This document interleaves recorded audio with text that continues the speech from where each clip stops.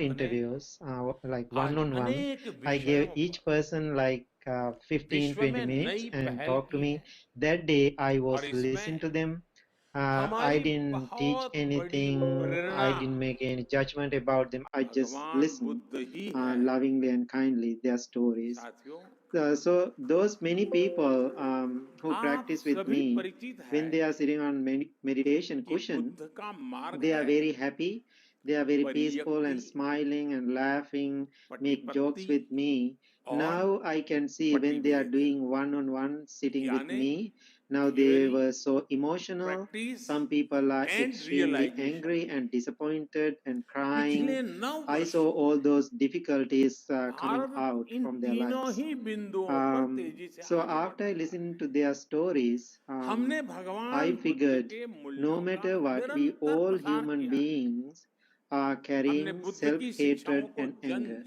I call it wounded mind. We all have wounded mind.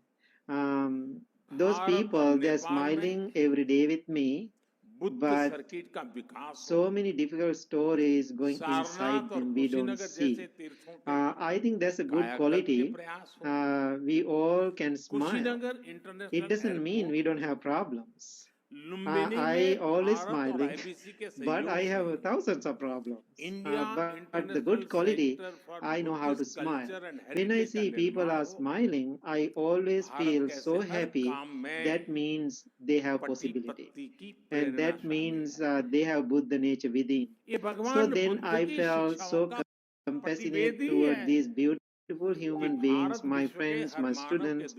Then I thought we all have wounded mind. That's my favorite word. I'm always using wounded mind. If it is wounded, I can help them to cure it. So then I thought I want to change the technique of the meditation, what I am doing every day, teaching them mindfulness or teaching them breathing exercises, breathing meditation.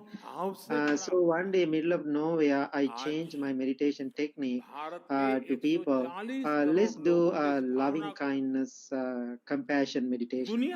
So the good thing about American people, when I say something, let's do it, they are so excited. They love to try new things. Then everybody said, yes, Bante, let's do it. So then I was guiding very simple loving kindness meditation. I am well, I am happy, I am peaceful, my family, my friends, difficult people, all beings be well, happy and peaceful. Like that I was guiding, just few words. After 30 minutes of loving kindness practice, I asked them to open their eyes. Then I asked them, how do you like it? Then everybody said, it is wonderful, it was wonderful, but it is difficult. But there was one lady, I know her for almost 3 years. She's a joker, she's always funny and smiling and laughing and make us smile. And I can see her face is not good. She was looking at me directly, said, I hate loving kindness meditation. So then I was thinking she's a joker, maybe she's joking with me. Then I asked her, are you serious? Then she said, yes, I'm serious, I hate loving kindness meditation. Then I asked, why you hate loving kindness meditation? Then she said, I can practice loving kindness for other people, but not for me. If I am practice loving kindness for me, it is not right. It is not right teaching. It is selfish. And also, she said, my religious background, my cultural background always asked me to do and practice love and compassion for other people. Don't be selfish. Do it for other people. Then I said, my friend, I know you many years. This is my point. If you want to practice loving kindness for other people, first you have to practice for yourself. If you don't have it for yourself, how you are going to do it for other people? Then she said, no, it is easy. Then I asked how. Then she said, I come to this church 15 years. I am doing a homeless program. I am helping them homeless people last 15 years. I am the coordinator. I love them. I support them. I help them. So this is my loving kindness practice for other people. So no need to do it for myself. I am doing for other people. So then she said, you are wrong. Without doing for myself, I can do for other people. I am doing it. Then I felt, yes, right, she's right. Anyway, she's doing for the homeless program. I know exactly what she's doing. So then I started to think about it. Then I said, no, still you are wrong. So I said, if you want to give love and compassion to other people, it has to come through within yourself. If not, it doesn't work. Then she said, no, I'm not agree. Now she is kind of arguing with me. Then I had the delusion in my mind that time, it is gone right now. I'm a Buddhist monk. I can fix the whole world. So I think that's my delusion. I don't have it now. I know I cannot fix whole world, but I can fix myself. Having that intention, I said, let's think like this. Now you want to give me a gift. Climate change So you wrap me something beautiful, very excited. I'm giving a gift to a Buddhist monk. So now you are giving me the gift. So I receive it. After I receive your gift, what is your expectation? So after I receive your gift, I don't say thank you to you. How do you feel? Anyway, she was angry. She was looking at me straight and she said, it means you are terrible Buddhist monk. So then I said, thank you. I know how to handle that. So then she said, if you are a Buddhist monk, if you are practicing loving kindness and compassion, you have to know, you have to learn how to say thank you.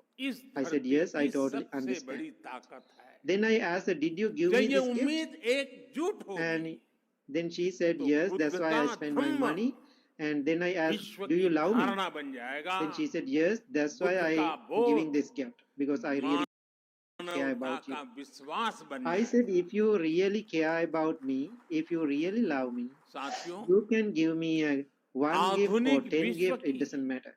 I can receive all your gifts. After I receive your gifts, my responsibility to say thank you or appreciate. If you have expectation, there's something wrong with you. That means you are not giving it to me yet. Physically, I am holding the gift. Mentally, you are holding. That means you didn't give up yet. That means you are selfish. You are not love this monk. You love yourself. And so, when I say you are selfish, then people start to laugh. So she was so offended and she grabbed her purse and she said, I don't like you. You are not good Buddhist monk. I never come to your group again. And she stormed out. So then anyway, I felt a little bad about it. Then I thought I can handle it better, but I felt I did the right thing. Then I asked people to calm down, it will be fine. Then I shared another experience with people when I was in Australia a long time ago. I was waiting outside and waiting for somebody to pick me up, reading a book near a mall. I saw somebody came behind me and dropped $20 in front of me. So just imagine yourself in the summertime, you're outside, somebody throw you $10. Maybe you feel embarrassed. Maybe people may think I'm homeless. And so when I see that $20 in front of me, I thought, oh, somebody made the donation to me. And I was so happy because I got $20 anyway. And so then what I had to do now as a monk, I'm so used to those kind of things. It is not embarrassing to me because that's a part of my life. So then I thought I want to say thank you to that person. I turned my head, I looking at the person. I saw one young man, like George age, and walking from the distance. I didn't have time to say thank you. And also, he didn't wait for thank you. He didn't look at my face. I didn't look at his face either. So we don't have any time to communicate each other. He just gave the donation and he just left. Then holding that $20, I was thinking, this is the best gift I ever received. This is a great compassion. This is great love and loving kindness. Why? There is no emotions involved. There is no expectation in that compassion and no loving kindness. So I explained to those people. People realized that. So then what happened in the evening, I think that's this culture where we live now in Western culture, is something happened during the day. People keep making stories and keep thinking that my friend who left, she cannot sleep now that night. And what she did, she sent me a long email and sending, you insulted me, your group insulted me, I hate you all, and I'm so mad with you all, and the really negative email. Then I send a nice kind email, my dear, please understand, most important practice our daily lives, practicing self-love before we go to the world. And it was a nice and kind email. Then she sent me another nasty email, and I don't like you. I hate you, and I hate your group, and so then I sent another email, nice and kind email. And then she sent me another negative email. After third email, going back and forth, now I felt now she's pushing my buttons. So, because my loving kindness practice is not my foolishness. So then I said, okay, whatever you do, whatever you say, I cannot control. I cannot do anything for that. But whatever I do, I can be responsible. Okay, you can send me as many as you want, many emails, it's fine. But after this email, I never reply to you. I never engage with you. And anyway, she didn't stop. She keeps sending emails. But I can see her name right away. It is very easy. I click and delete. That's what I did many times. I did delete that email. So when I do that, and she keeps sending, I keep deleting, and after a few months later, this very interesting life experience, I saw an email from her. Subject says, Bhante, please be kind to me. And so please be kind to me, read my email. So then I thought after a few months later, I'm fine. I just opened her email and start to read. I had tears. Almost I was crying. So this is the story. That's why I said in the beginning, wounded mind, wounded mind. So she was telling me, today is my 40th birthday. She's writing this email 12:30 at night. And she said, Bhante, I totally understand self-love. That time I don't want to accept that because I have my mental difficulties. What is my difficulty is when I was 10 years old, I used to live in Los Angeles in California. With my mother. My mother is a single woman and she's alcoholic and drug addict. And physically and mentally she abused me. So I have so many hurts emotionally, and so every time when I think about my mother, I don't want to do anything. So I was struggling, I was stressed out. A couple of times I was thinking to suicide myself. But one day when I walked by the church, I saw a little sign, the Blue Lotus meditation group. Then I thought this is the best place for me to relax. So many people come to meditation to relax, not go to the deeper practice. So she joined the group and she said, you are funny, you are making jokes, we will laugh. And so I really enjoy with you. One day, middle of nowhere, you start to talk about self-love. It makes sense to me, but I don't accept. Why? If I accept it, I become a good girl. If I become a good girl, I cannot do mean things to my mother. Because it is so wounded in my deep heart, and I was waiting to do all mean things to my mother. Now my mother living by herself, I don't have any connection with her. I'm hating her. So today is my 40th birthday. I realize how many years I carried this hatred and anger towards myself and my mother. Almost 40 years, I cannot do it anymore. I have to surrender. That's the word she used. I have to surrender. I have to let it go. Right after I surrender, right after I let it go, I felt so much love towards myself. And also, I felt so much love towards my mother. End of her email, she made the statement, this is so beautiful what she said. If my mother knows better, she never do this. So I think that is enough. So, because of her ignorance, she did it because she didn't have good guidance or noble friendship. Now she was always forgiving to her mother. So now I realize true loving kindness, true compassion appeared, and she learned. And then I sent a nice email, my dear, you got it, keep doing it, but I didn't invite her back to the temple. That's not my job. I'm not inviting anybody to the temple. They can come and they can go. So anyway, one day I was getting ready for the Saturday morning meditation. So I saw one older lady using a walker coming from the handicap access door. I was thinking I want to help her to come in because it's snowy day. So I walked towards her. Then I recognized another person coming behind her from the car. I recognized that's the daughter. Mother and daughter both came to meditation practice. Mother practiced with me more than 3 years. She passed away. Now daughter is very engaged, active member in our temple. I have a nickname for her. I call her Little Saint. And why? She is the most compassionate woman I ever met. And she is ready to do so many good things for the world. And she is doing a lot of charity. And she's a giver. She's compassionate person.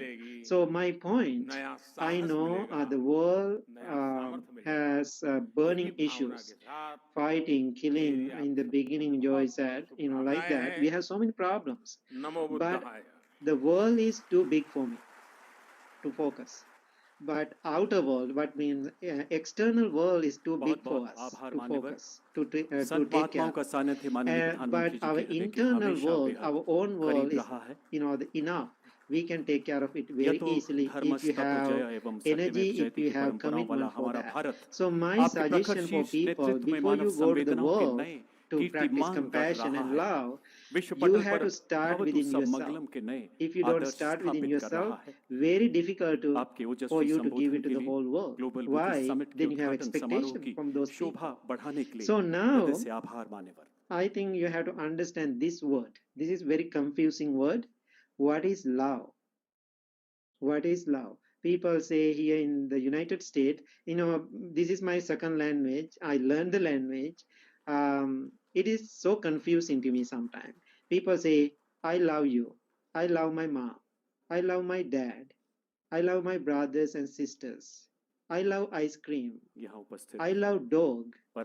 Then I was so confused what they are talking about. So when they say, I love my mom, I love my dog, I love ice cream, I know love is one, but our languages, we have a different words for the different love. Now I totally understand when people say, I love you, it doesn't mean he or she is deeply compassionate love me. No, they like me. That love, anytime can change. So now I'm so careful with this word love. When love is not a quality. I think love is not a quality. It is a weak human emotion. Weak human emotion. There's another experience I have. This is, you can understand when we have weak human emotions, and emotions are fine. Emotions are a completely human thing. So when we have emotions, what we have to do, we have to recognize them. Then we have to develop those emotions to the quality level. Now think about love is emotion. Then loving kindness is quality. So all other qualities like that, we can have it the emotional level, love turning into loving kindness, loving compassion, loving respect, loving accept, loving letting go. So if just love is making more problems for ourselves and more problem for the whole world. So when I was in the school, I met one of my friend. We were in the same class. one day he came to cafeteria holding a girl's hand Please and put your hands introduced me, together, Bhante, ladies and you know gentlemen. this? This is my girlfriend. A historical And moment. I love her so much.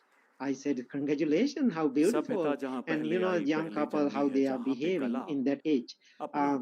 So they were so cute. And he said, we are going to marry next month. Then again I said, congratulations, all the blessings to you, have a good life. So then they left. After 3 years later, I met my friend Matt at the school. Then I asked him, Matt, how are you doing? How is your wife? Then he said, Bhante, don't talk about her. I asked, what happened? And she ruined my life. I hate her so much. We are going to divorce. I said, I cannot believe it. I cannot believe it. Then I said, do you remember 3 years ago, how do you introduce her to me?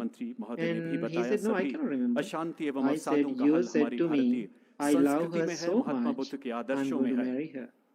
Then I asked him, where was that love now? Then he said, if I say so, that's not true. Now think about that's emotional love.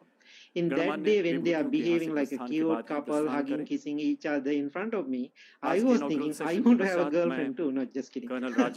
And so, I'm glad I didn't do that. So now I'm understanding what is that emotional love. It is not a quality.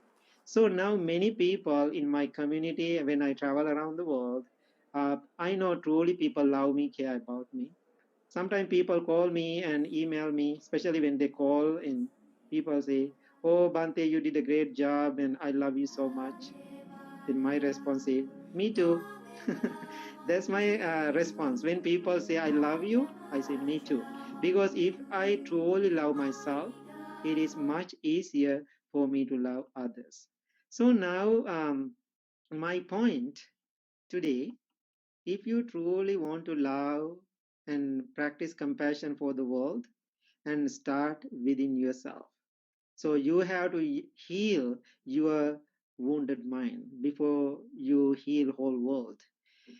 And also when you practice loving kindness for yourself, this will happen to you. This is my personal experience. So when you deeply practice it towards yourself, your personality will change. Now think about somebody really angry.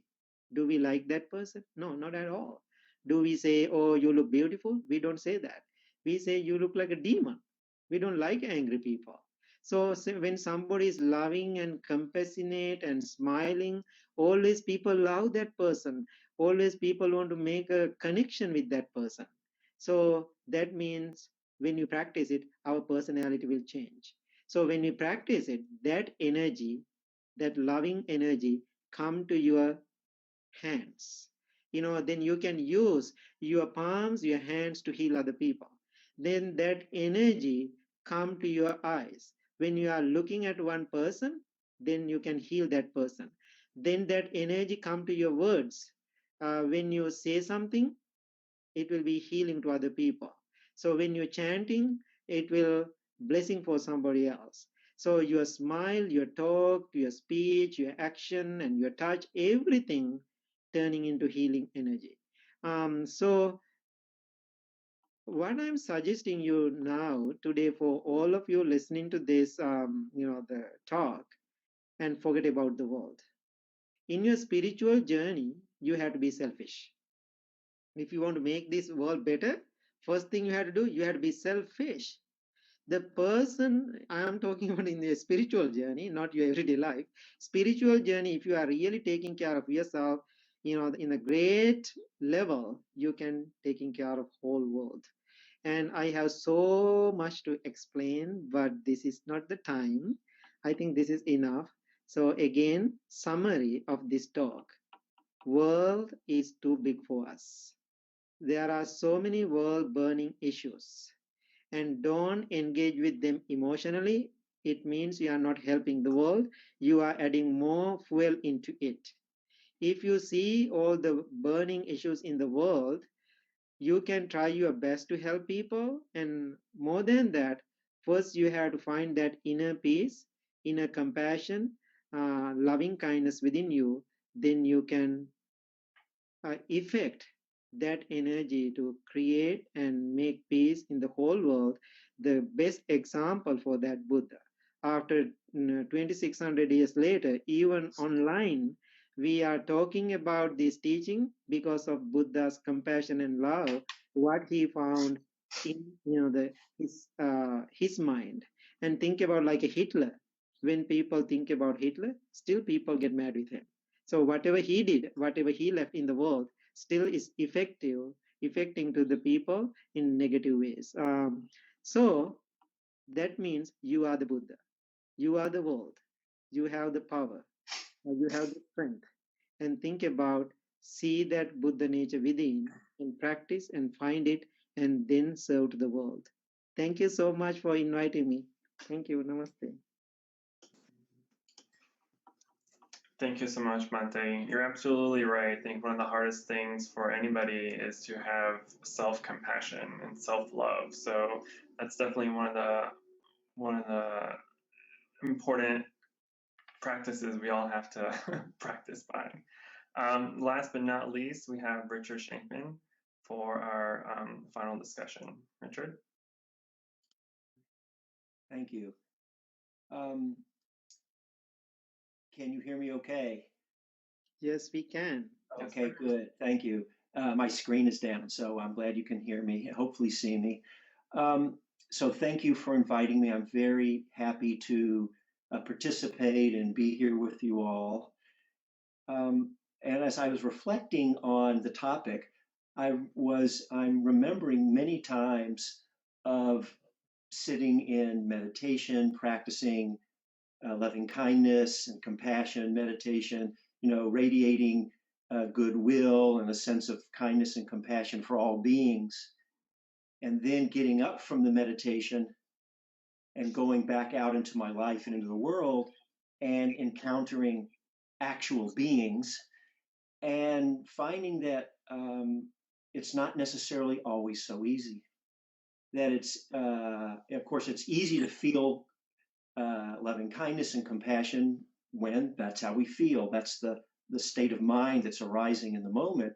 But, the bigger question is, what do we do in the times when that's not how we feel, when maybe negativity is coming up or encountering difficult people or difficult situations? And that's when I want to spend time focusing on what are things we can do in particular during those times that can possibly help us. Because if we give our power over for how we're going to act and be and respond in the world, if we give that over just to our feeling or our mood, then we're just at the mercy of these constantly changing feelings and conditions.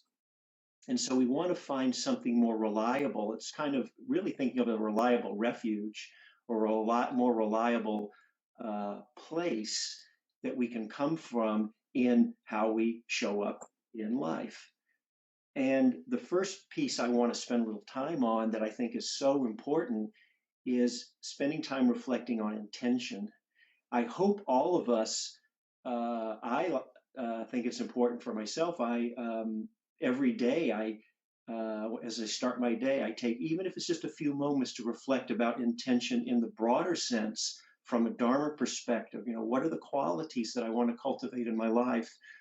What kind of person do I want to be? How do I want to act? And then perhaps even intentions for the day.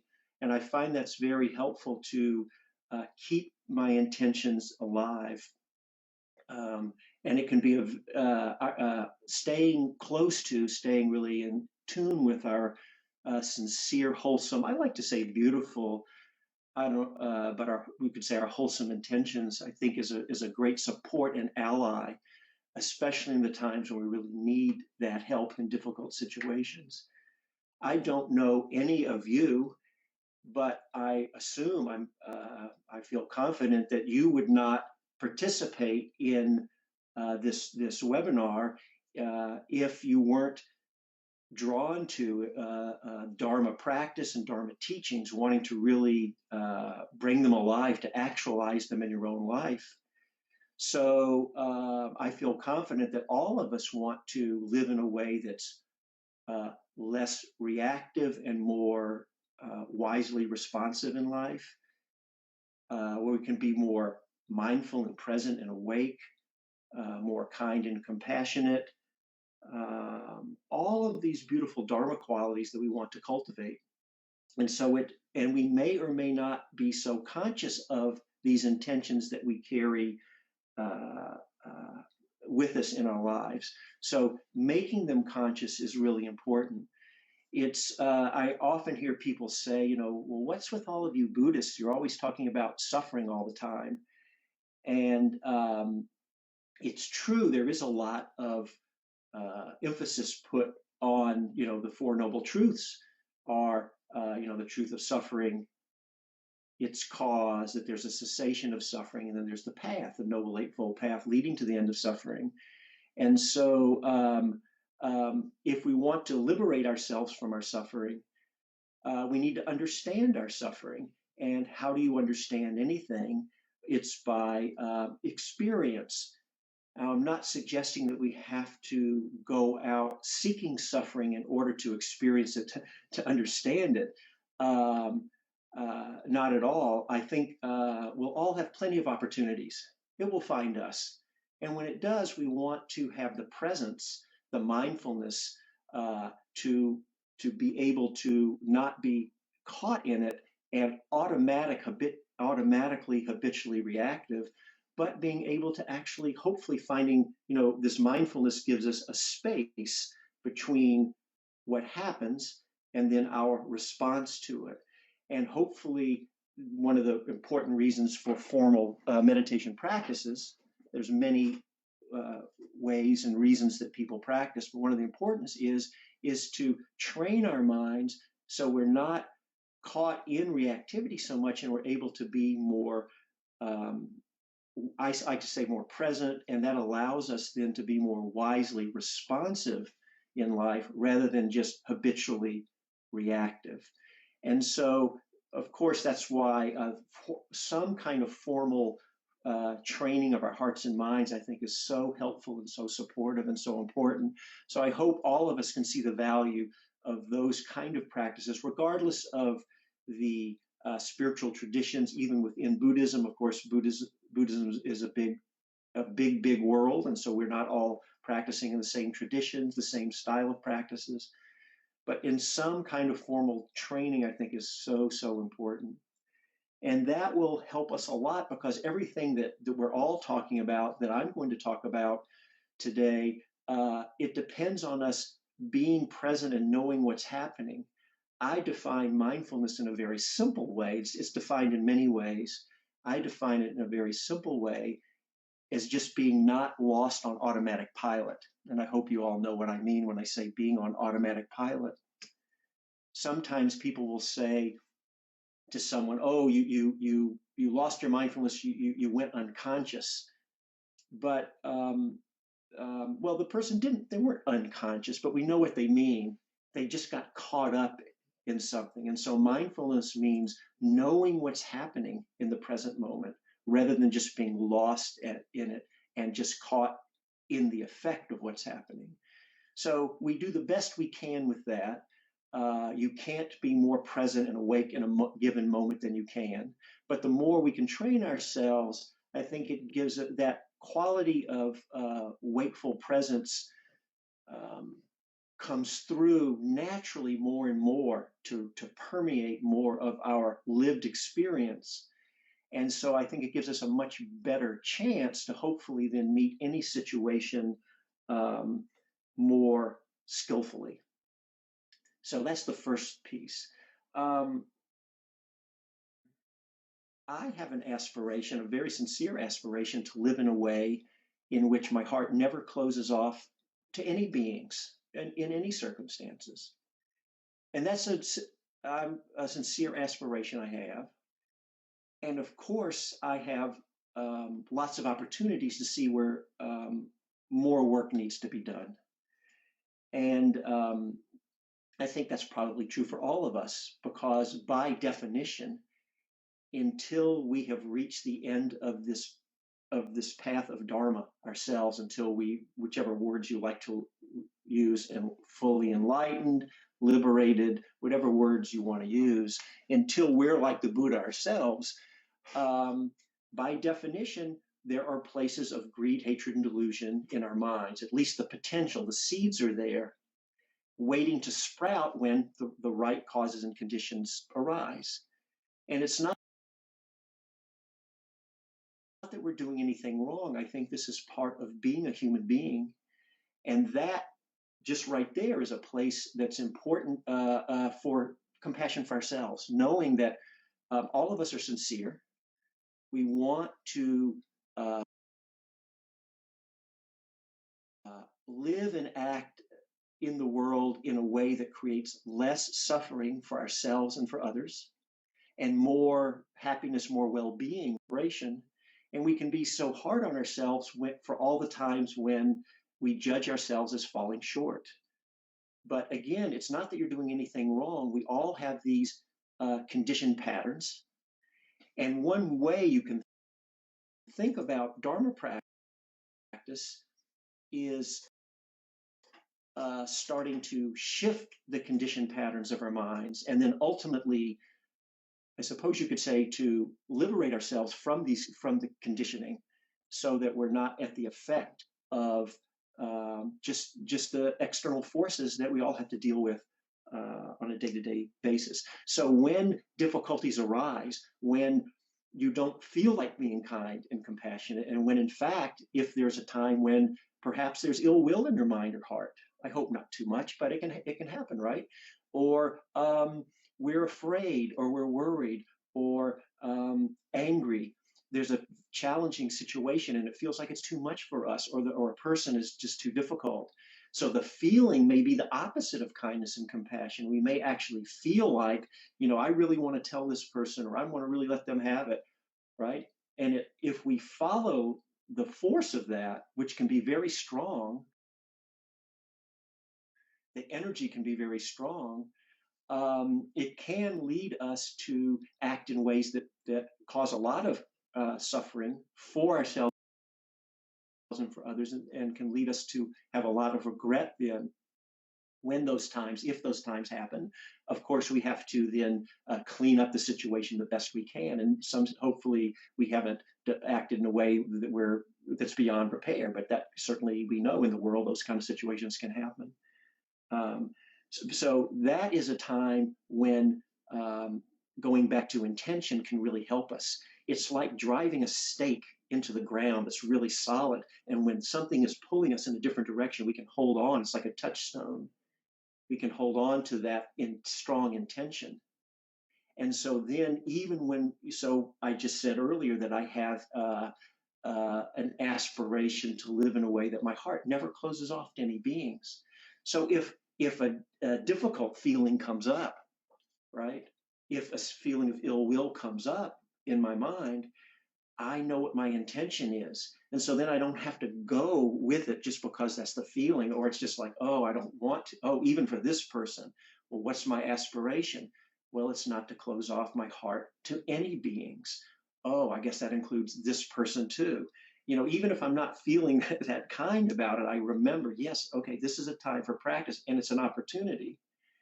And in fact, I can see that person is doing me a favor. Well, you might say, well, why are they doing me a favor? Well, if I want to liberate my heart and mind, then I want to know the places, at least the potential conditioned patterns that are waiting, that are lying dormant just for the right situations, the right causes and conditions to come together, then to sprout in unwholesome ways. So if I want to understand my conditioning, just like my suffering, I need to know what I need to experience. I need to be in touch with those patterns. Well, how do we connect with our conditioning, right? Where is it? You can't get to your conditioned patterns directly. Where are they? They're not, you can only get to them indirectly when the right situations arise that cause those patterns to activate, right? Cause us to be reactive in some situation, our hearts to close off, whatever our reactions are, that conditioned pattern now has been illuminated.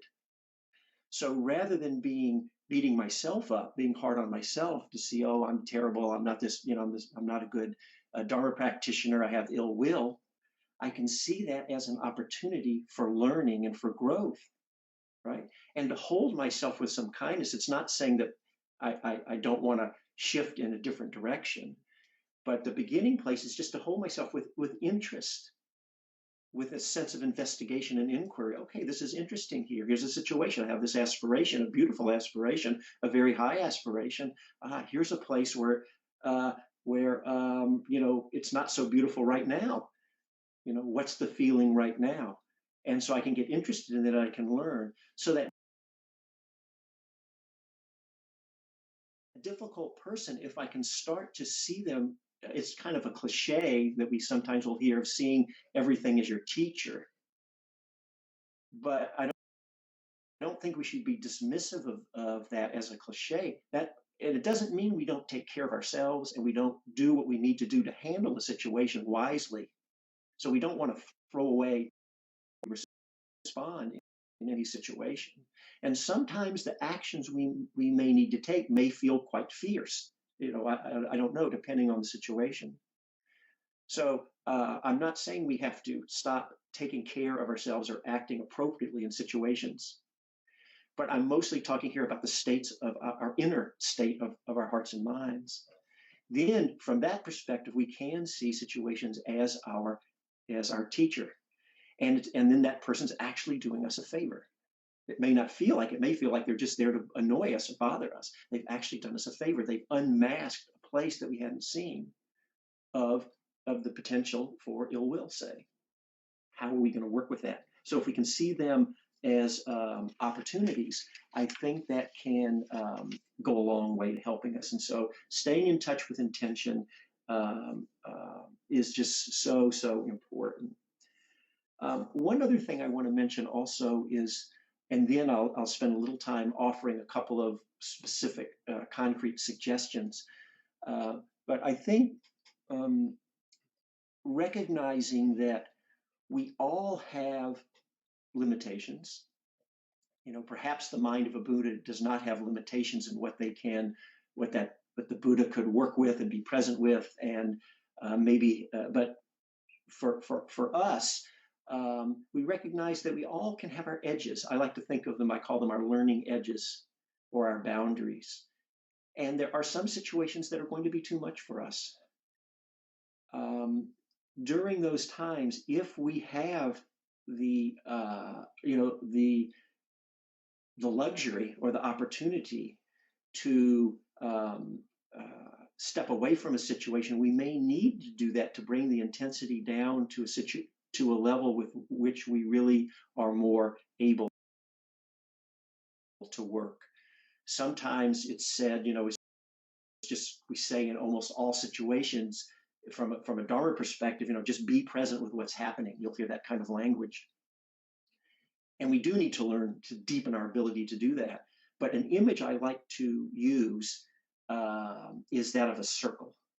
And if you think of yourself as sitting at the center of the circle, and then the circumference, the boundary of the circle, contains all the experiences of our lives for which we're able to really be present with and work with, whether they're pleasant or unpleasant, and work with skillfully and really be with. But if something is of such a quality or intensity that it's beyond our edge, it really is something too much for us, then we have to know how to recognize that. And then the answer isn't, oh, you should be present with it. It's to know, this may actually be a little too much. And then again, we may not always have the luxury, but if we do, we want to bring down the intensity or maybe step away from a situation to gather our resources and then hopefully be able to come back to meet it from a different place. And I'll give you an example. When I first started my meditation practice, I began in 1970.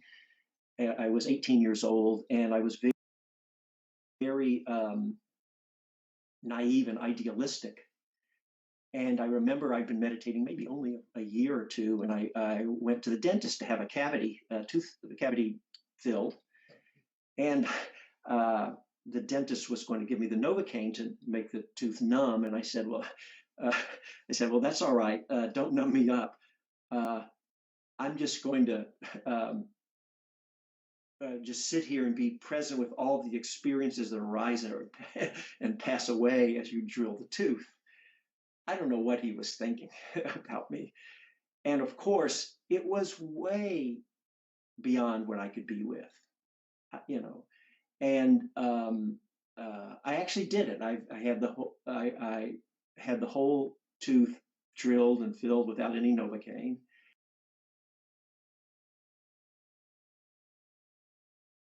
I don't know, I guess I could have stopped. I don't really remember. I could have stopped the dentist at any point and said, sorry, I was mistaken. You should numb me up. And he probably would have been relieved. But I did it. And I only remember two things. I remember that it was the thought going through my mind, which was, you have really done it this time. And I also remember just that I was just gripping the I guess the hand rests, or maybe my handprints are still to this day on if he still has his dental chair, just trying to tough it out and get through it. So was that helpful for me? No. Was I able to, work with it? No, it was so strong. Now that's kind of an extreme example of pretty strong pain, but it's an example of something that, it was too much for me. It was really beyond my capability of being with it. And I'm just trying to make the point that I think for all of us, there can be situations that are challenging. So the difficulty can come in that sometimes we think we're on one side of the circle or other. So if something really is, if you're sitting and meditating, I remember, and these stories are coming back. I remember the first time I started sitting longer and longer sits, and I sat, the first time I sat for a 3-hour meditation, and I could sit, I've been sitting a long time. I could sit for 1 hour, didn't have much pain at all in the body. Up into the second hour, there would be pain, but I was still quite present and could work with it. And my mind was, equanimous and at peace, and it was just, arising and passing away, no problem. By the time I got to 2.5 hours, it was hurting. And it was so strong that mainly I was just, I had set an intention to go to 3 hours, and it was like a vow, if you will. And so I wanted to keep my vow. So and that's a wholesome intention to keep a vow. And so I think there was some benefit there. But really, that last half hour, I was just toughing it out. I was just holding on for dear life to get through because it was so painful. So, I don't know how much I really gained or learned from doing that. I don't know if it was that useful. So my point is that there are times when whatever's happening is outside the edge of our circle, but we think we're supposed to be with it. And if something really is too strong for us, truly, and we don't have this opportunity to get away from it, then that really is some suffering. But we can also be on